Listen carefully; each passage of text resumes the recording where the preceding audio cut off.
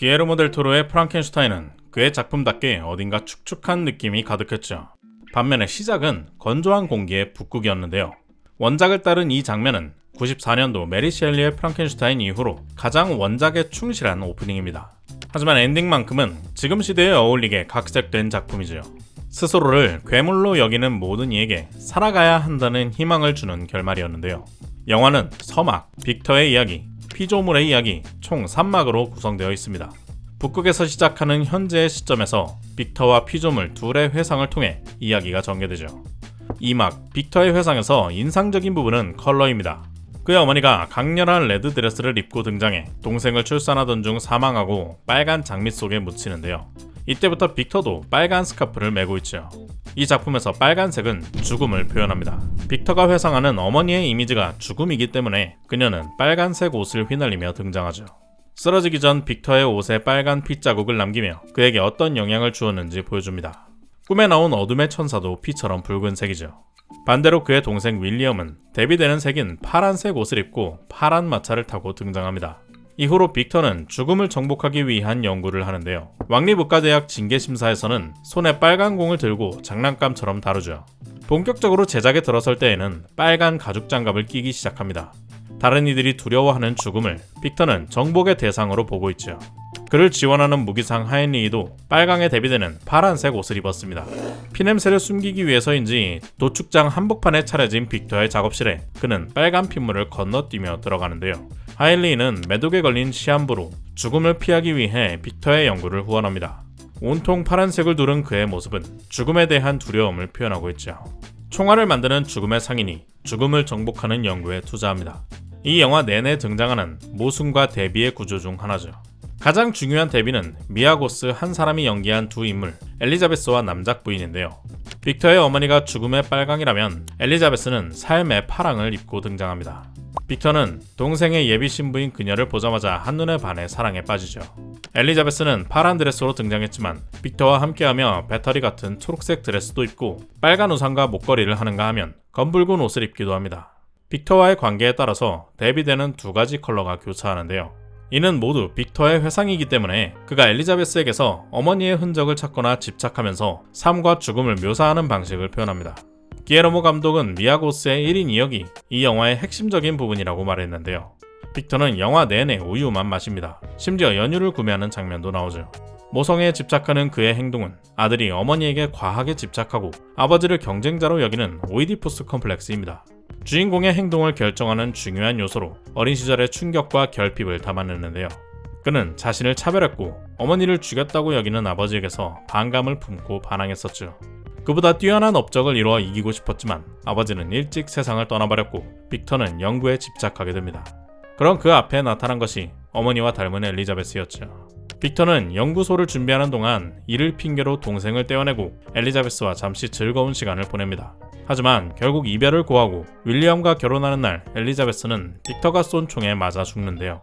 출산을 하다 죽은 남작 부인처럼 배에 총상을 입어 피를 흘립니다. 이 장면에서 중요한 점은 그녀가 크리처를 보호하다가 죽게 된다는 것이죠. 크리처가 처음 배운 말은 빅터였습니다. 두 번째로 배운 단어가 엘리자베스였죠. 두 사람을 크리처의 엄마와 아빠처럼 보이게 하는데요. 빅터의 아버지가 그의 어머니를 죽게 하고 빅터가 크리처에게 엄마와 같은 엘리자베스를 죽게 만들면서 비극적인 관계가 반복됩니다. 남작 부인에서 엘리자베스로 이어지는 비극은 빅터와 아버지의 관계가 빅터와 크리처의 관계에 그대로 투영되게 하면서 부자 관계를 강조하고 있죠. 기에르모 감독은 이 영화를 만들면서 2022년에 만든 피노키오를 언급했습니다. 항상 피노키오와 프랑켄슈타인 두 이야기를 동전의 양면 같은 관계로 여겼다고 말했죠. 두 이야기 모두 창조자와 피조물, 그리고 아버지와 아들의 이야기를 합니다.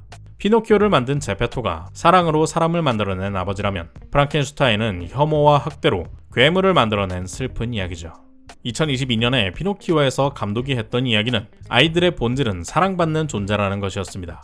반대로 빅터의 아버지처럼 훈육하고 빅터와 같이 소유물처럼 여기면 안 된다는 것을 프랑켄슈타인에서 보여주죠.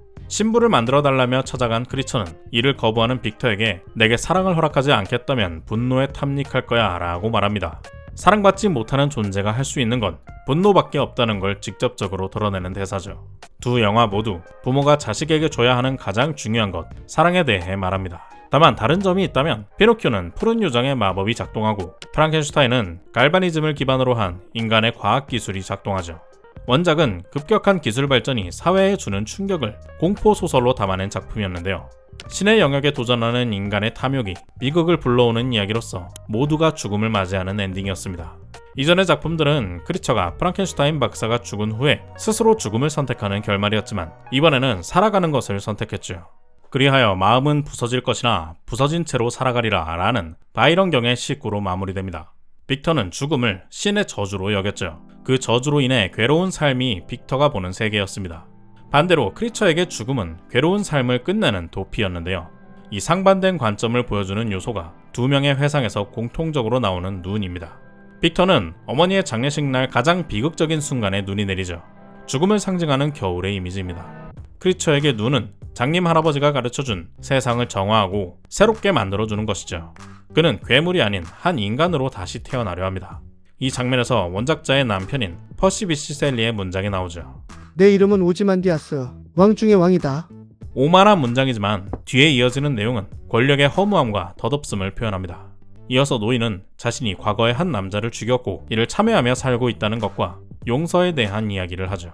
크리처가 자신의 과거, 사형수들의 몸을 이어 만들어졌고 지워진 기억에 죄가 담겨 있음을 알고도 새 삶을 향해 나아가는 교훈이 됩니다. 노인은 빅터가 주지 못한 사랑과 삶에 대한 교육을 해준 진정한 아버지였죠. 숲의 정령이라며 그의 정체를 숨겨주고 아픈 과거를 잊고 나아가도록 해준 덕분에 이후 다시 만나는 비극 앞에서도 그는 삶을 살아가기로 할 수 있었습니다. 노인이 없었다면 원작과 마찬가지로 빅터의 죽음 앞에서 자신의 삶을 끝냈겠죠. 이렇게 영화는 부모와 자식의 이야기를 통해 삶의 자세에 대한 이야기를 합니다. 오직 사랑을 통해서만 온전한 사람을 만들어낼 수 있다라고 말하는 영화지만 안타깝게도 모두가 그런 경험을 하지는 못합니다. 어린 시절 부모로부터 고통을 당한 사람도 어른이 되어서나마 삶을 되찾아야 하겠죠. 죽음을 정복한다고 삶을 지배할 수 없듯이 증오를 통해서 행복을 되찾을 수는 없죠. 부정적인 것에 집착해서는 삶을 긍정할 수 없다 말하는 프랑켄슈타인은 어른들을 위한 피노키오라고 생각한 저는 영상입니다. 여러분의 생각은 어떤가요? 댓글로 남겨주세요. 구독과 좋아요는 사랑입니다. 오늘도 긴 영상 시청해주신 여러분 고맙습니다. Check the mic and make sure it sound right, boys.